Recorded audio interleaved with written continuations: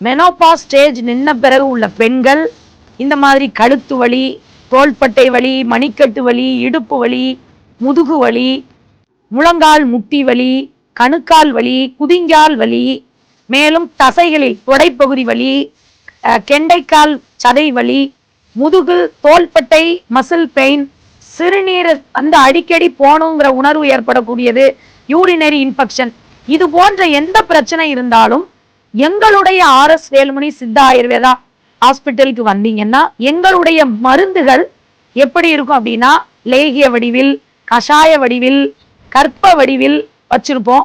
இதெல்லாம் நம்ம உள்ளுக்குள்ள எடுக்கும் போது இந்த வலிகள், சுருக்கம், தசை தளர்வு, வலிகள் எல்லாமே முழுமையாக சரியாக்கப்படும்.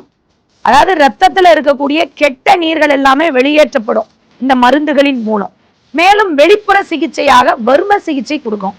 இதுல வர்ம சிகிச்சை கொடுக்கும், அப்புறம் பாத்தீங்கன்னா பக்தி முறைகள் கொடுக்கும், பஞ்சகர்ம சிகிச்சை முறைகள் நம்ம கொடுக்கும் போது இந்த மசில் பெயின், ஜாயிண்ட் பெயின் முழுமையாகவே குறைஞ்சி உங்களுக்கு இந்த மாதிரியான மெனோபாஸ் நின்ற பிறகு ஏற்படக்கூடிய அத்தனை வலிகளையும் முழுமையாக குணப்படுத்தி அதுக்கப்புறம் இந்த லைஃபை எப்படி லீட் பண்ணணும், மெனோபாஸ் நின்ற பிறகு உணவு திட்டம் எப்படி இருக்கணும், உடற்பயிற்சி முறைகள் எப்படி இருக்கணும், இதெல்லாம் நாங்க உங்களுக்கு கற்றுக் கொடுத்து முழுமையாக அதற்கு பிறகு இந்த வலிகள், இணைப்புகளின் வலி, மசில் பெயின் வராம தடுத்துருவோம். நீங்க நேர்ல வந்து பார்த்துக்கிட்டீங்க அப்படின்னா ஒரு தடவை இந்த ஹார்மோன்களால வரக்கூடிய மொத்த தொந்தரவையும் முழுமையாக குணப்படுத்திடுவோம்.